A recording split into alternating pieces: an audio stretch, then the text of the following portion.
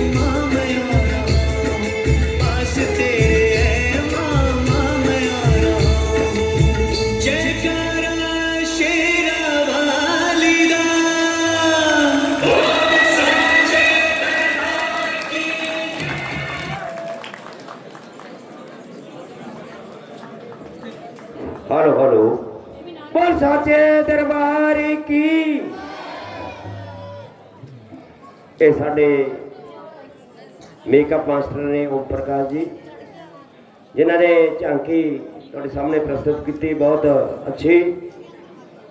ये बच्ची है इन्हों की, मैं 100 रुपया इस बच्ची नूं इनाम देना। जिन्हें छोटे छोटे बच्चे जो मंच पर आते हैं, मैं इन्हों का हौसला अफजाई करदा 100 रुपया दे के। साडे संत वरिंद संत रविदास जी टेला वाले जो साडे विचकार पहुंचे, असी संत समाज नूं दे नहीं सकते कुछ, जो साडे ते एहसान है संत समाज का, ਉਹਦਾ ਅਸੀਂ कणका भी नहीं दे सकते, लेकिन सम्मान करना साडा फर्ज बनता है। ਅਸੀਂ संत जी महाराज नूं सन्मानित करन जा रहे हैं। तो उस तो बाद रामायण का सीन मैं साडे प्रधान जी बेनती करूँगा उन्होंने, श्री मेजर सिंह जी यादव साहब, साडे वाइस प्रधान जी दिनेश जैन जी, ओम प्रकाश जी सोनी साहब, गोपाल शर्मा जी, सारे मैंबर जिन्ने पोज तो बाहर ने, वो कृपा संत जी महाराज नूं सन्मानित करन।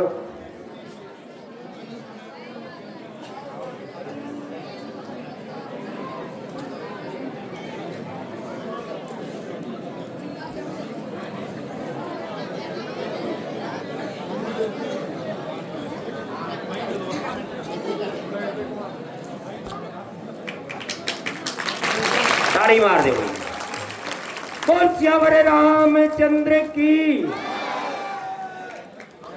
बहुत ही एहसान किया साडे उत्ते, साडे टेला वाले संत जी संत रविदास जी, जो कि साडे मंच ते पधारे। मैं फिर उन्हों का हार्दिक अभिनंदन करदा, उन्होंने जी आया आखदा।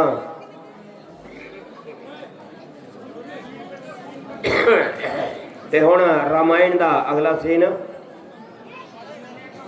कौशल्या का महल।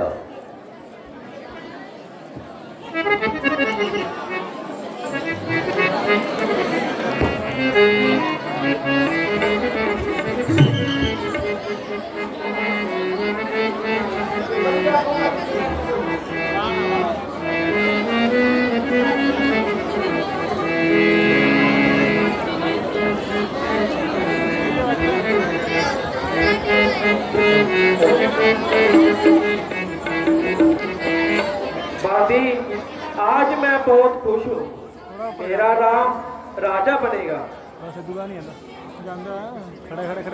आओ उसकी खुशी में गीत गाएं।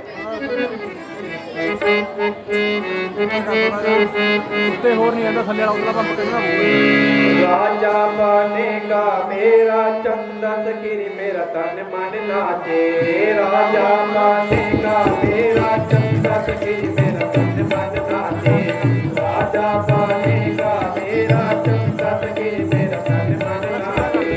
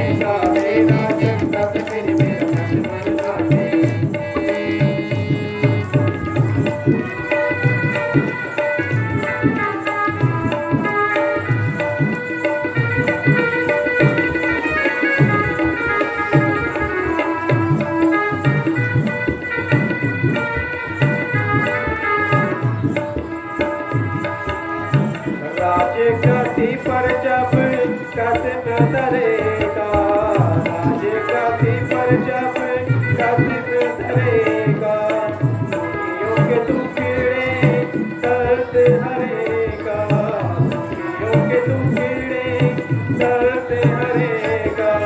प्रजा को लगेगा प्यारत की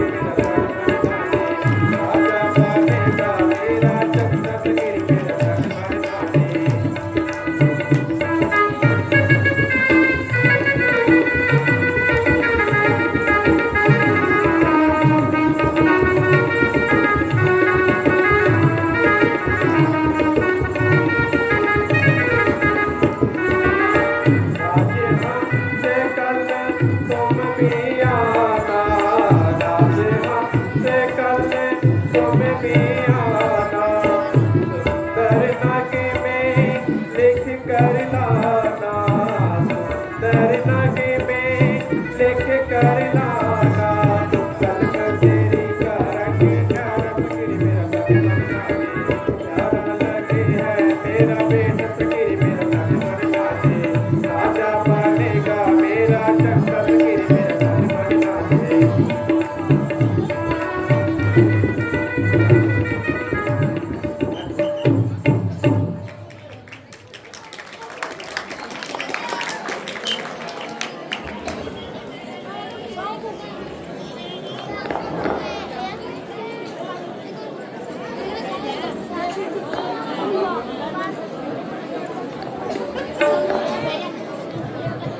माता जी प्रणाम। चिरंजीव हो मेरे लाल। बेटा यहाँ बैठो, मैं तुम्हारे लिए कुछ खाने को लेकर आती। बस माता जी, अब खाने पीने से क्षमा कीजिए और शीघ्र आज्ञा दीजिए। ना बेटा, अधिक देर न लगाऊंगी, मगर थोड़ा सा हार अवश्य कराऊंगी, क्योंकि आज तुम्हें राज तिलक की शुभ रस्म होनी है, वहाँ इसलिए निराहार जाना बदजगनी है।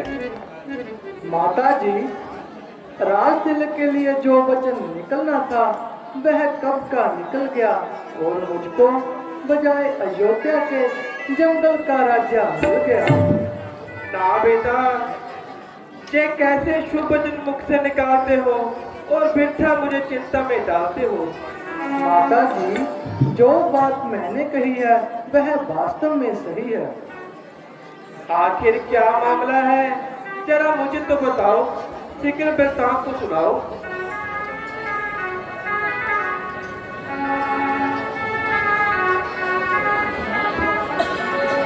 राज के बदले माता मुझको हो गया हुक्म फकीरी का, बड़ा मुखजर है माता मैं तेरे हुक्म फकीरी का।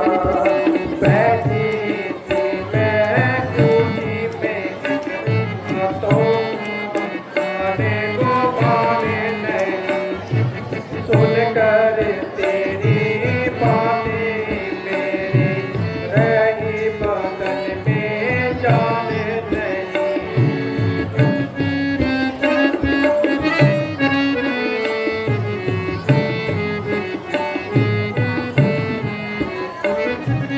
दिया भरत को राज पिता ने मुझे हुक्म समझाने का। 14 साल रहूं मैं वन में, हुक्म नहीं घर आने का। तूने की तैयारी मन की कौशल्या की खैर नहीं, प्राण त्याग दूरों की चिंता तेरे मैं बगैर नहीं।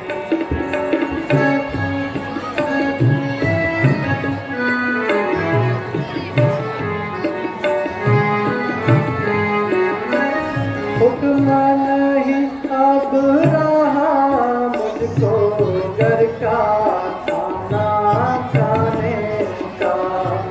नहीं किसी का दोष है माता, बदला रंग जमाने का। दे दे राज खुशी से उसको, उसको उससे बैर नहीं। तू भी बेटा मैं भी बेटा, वर्त मुझे कोई गैर नहीं।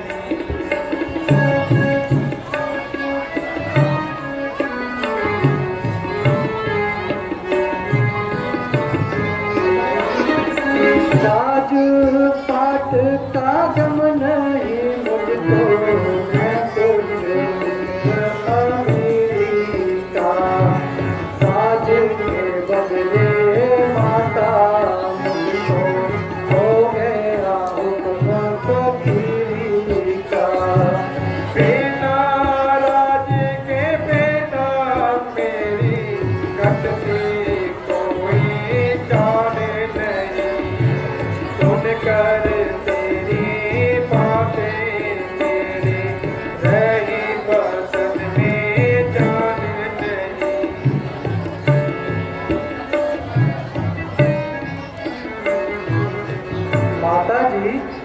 अब धैर्य से काम लेने में ही धनाई है।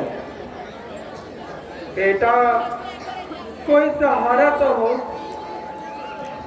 माता जी, जब वह दिन न रहे तो यह भी न रहेंगे।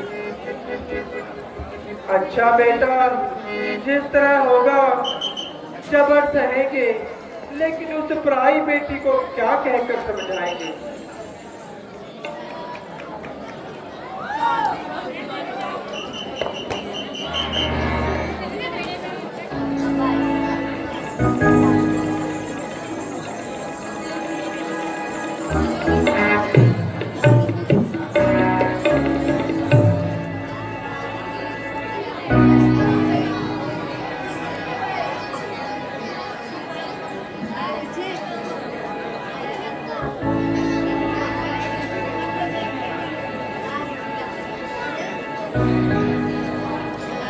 माता जी, कहिए क्या आज्ञा है। बेटी क्या बताऊं तो कैसे सुनाऊं, इतना पाश नृत्य कहां से लाऊं। ये खुद ही बता देंगे और कुल समाचार सुना देंगे। प्राणनाथ, माता जी जो है क्या फरमा रही हैं और क्यों इस कदर आंसू बहा रही हैं? क्या दासी की कोई निस्बत शिकायत है जो माता जी को रंज निहायत है? नहीं प्रिया जी, तुम पर तो उनकी सर्वदा नजर इनायत है और हर समय उनकी जुबान पर तुम्हारी ही फरमाबरदारी ही शिकायत है। तो इस कदर रंज का क्या कारण है? व्यथा रंज करती है, वरना बात तो बिल्कुल साधारण है। यदि कुछ हानि ना हो तो मुझे भी बता दीजिए।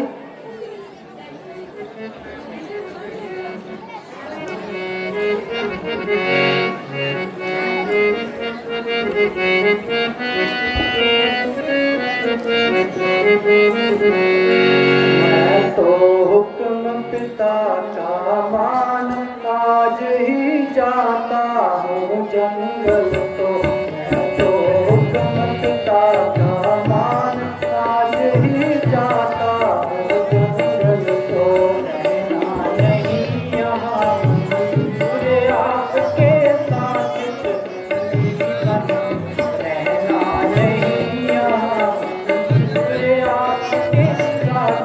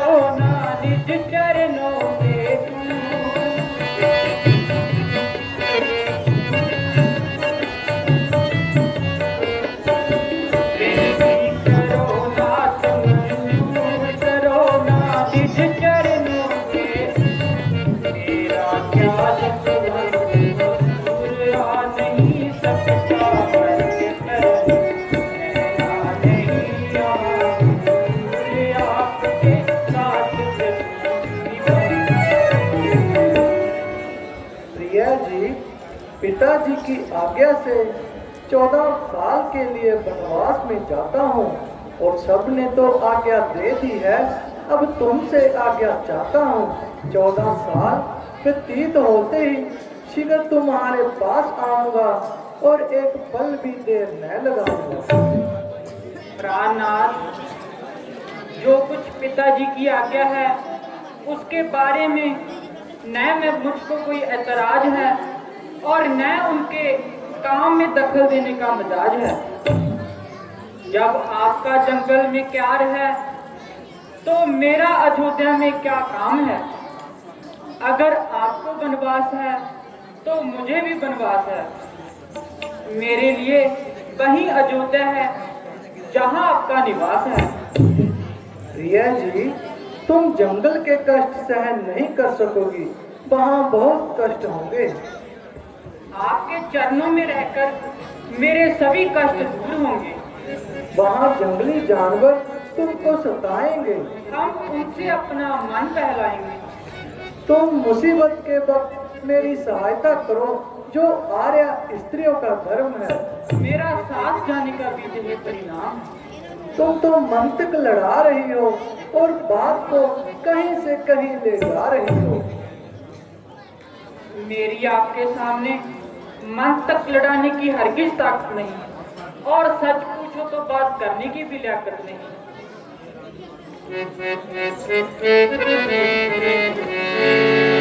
ये रानी मानो कहना हमारा, ये रानी मानो कहना हमारा, जाना ठीक नहीं बन में तुम्हारा, फिर तुम्हें बनों से क्या लेना, क्या लेना। कैसे मानो स्वामी कहना तुम्हारा, फिर आपके जगत से नवारा, फिर मुझे अगल के क्या लेना, क्या लेना। कैसे मानो स्वामी कहना तुम्हारा।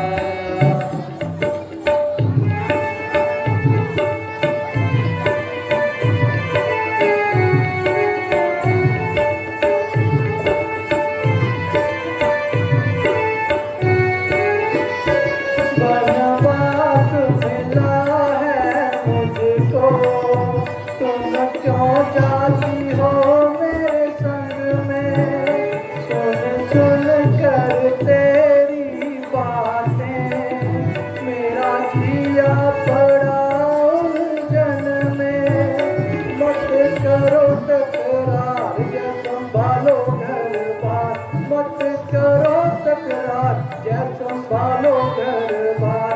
तुम्हें उस उलझन से क्या लेना, क्या लेना।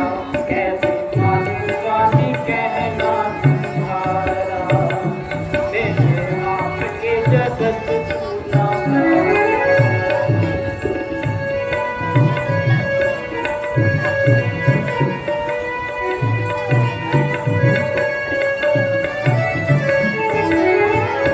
तेरे दर्शन बिन मुझे स्वामी, ये जगत अंधेरा लागे।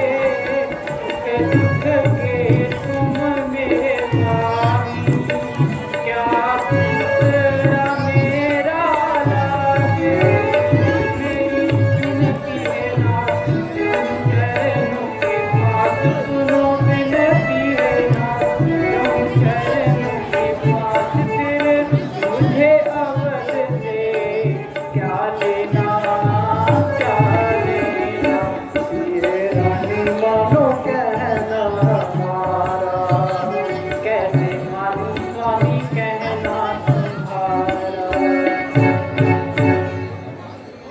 प्राणपति, यदि आपको यह निश्चय है कि 14 वर्ष बाद आप सीता को जीवित देख लेंगे तो खुशी से छोड़ देंगे। अच्छा प्रिया, चलो अब मुझे विश्वास हो गया कि तुम अपनी हट से नहीं टलोगी और अवश्य साथ चलोगी। अच्छा, माताओं को अंतिम नमस्कार कीजिए और उनका आशीर्वाद लीजिए। माता जी, आपके पांव पड़ती हूँ और आज्ञा के लिए प्रार्थना करती हूँ। बेटी क्या कहूँ, रोते रोते आंखों का पानी खत्म हो गया और पानी भरते भरते कलेजा बसुम हो गया। क्या मालूम मैंने ऐसा कौन सा पाप किया था जो तुमने मुझको ऐसा संताप दिया है। अभी अपनी किस्मत को रो रही हूँ, पहले ही जख्म से तार हो रही हूँ। अच्छा बेटी, किसी पर क्या गिला है, अपने कर्मों का फल मिला है। क्या बेटी कहूँ मुझे, घर घाट से तुम खो चले, एक को रोती थी पहले, लेकिन अब तो चले।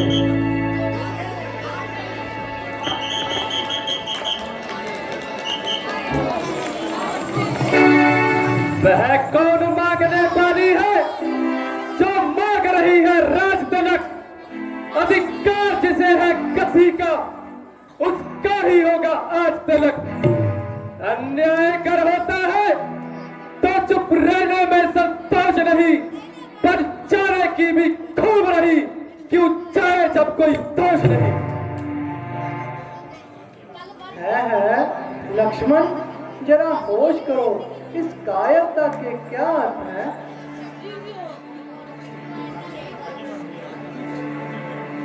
अजब देर है, जबकि राम हर प्रकार से राजगद्दी का हकदार है, तो भला किसी दूसरे का इस पर क्या अधिकार है?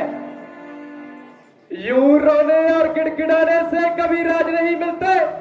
हाँ, अगर किसी में हिम्मत है तो हमारे मुकाबले पर आए, हमारे दो हाथ रखे और अपने दो हाथ दिखाए। अन्यथा मैं कभी भी ऐसी चालाकी और बेईमानी नहीं चलने दूंगा, और जब तक मेरे दम में दम है किसी और की दाल नहीं गलने दूंगा।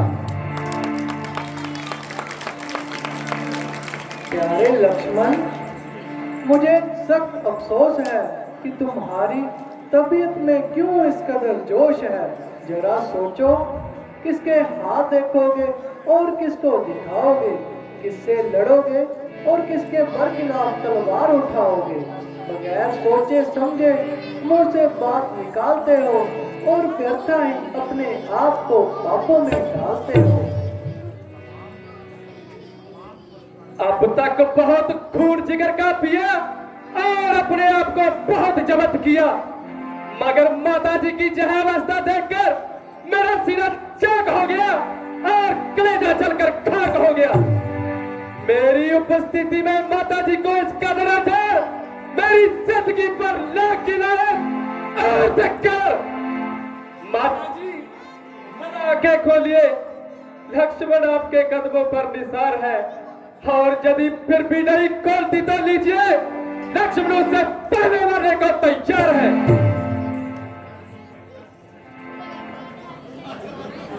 नहीं बेटा, मुझे तो जो ही चक्कर सा आ गया था, अब मैं बिल्कुल ठीक हूँ। उधर तमाम खुल का नाश हो रहा है, जिसे देखकर मेरा कलेजा पाँच पाँच हो रहा है।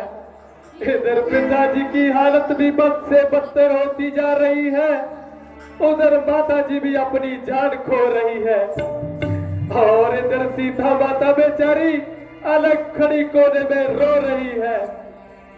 यदि धर्म और न्याय इसी का नाम है, तो अगर एक एक को राजगद्दी का मजा न चुका दूं, तो मेरे लिए भी सुमित्रा का दूध एक बार नहीं बल्कि लाख बार आराम है। प्यारे भाई, जरा गुस्से को दिल से निकालो और बात के हर पहलू पर अच्छी तरह दृष्टि डालो। इसमें भरत का क्या कसूर है? वह बेचारा तो यहाँ से काले कोसों दूर है। तुम बार बार क्यों उसका नाम लेते हो और व्यर्था ही उसको दोष देते हो? माता कैकेयी का तो यूं ही बहाना है, दरअसल यह हमारी आजमाइश का जमाना है। बहुत अच्छा। यदि रघुकुल की यही रस्म है तो अब अयोध्या में रहना मेरे लिए भी कसम है। मैं जीते जी आपका साथ नहीं छोड़ सकता और किसी भी अवस्था में आपकी सेवा से मुख नहीं मोड़ सकता। यदि तुम भी साथ चलोगे तो भरत का क्या हाल होगा? भला लक्ष्मण से यह कैसा सवाल? इस अवस्था में उसका जिंदा रहना सख्त हार है। तो लक्ष्मण उससे पहले जान देने को तैयार है। शाबाश बेटा, शाबाश। आज तूने मेरे दूध का हक दे दिया। मेरे कुलभूषण, यद्यपि तेरा वियोग मेरे लिए अभिशाप है, परंतु इस अवस्था में मेरी आत्मा संतुष्ट है। यदि आवश्यकता पड़े तो अपनी जान पर खेल जाना, परंतु बड़े भाई की सेवा से जी हरगिज न चुकाना। उचित तो यही था कि तुम यहीं ठहर जाते और राजकाज में भरत का हाथ बटाते। अच्छा, यदि चलने का ही इरादा है तो अब देर करना बेफायदा है। माताओं को अंतिम नमस्कार कीजिए और जंगल के रास्ते बढ़िए।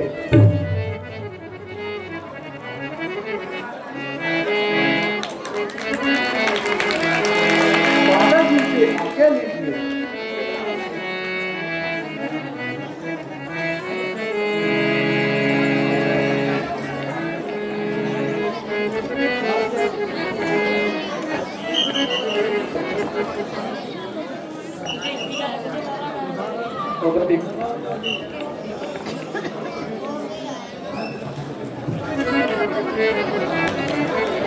बोल श्यावरे रामचंद्र की। माता मां हौली हौली चल गया जाना। सीनता सीगा लेकिन समा ज्यादा हो गया, इस करके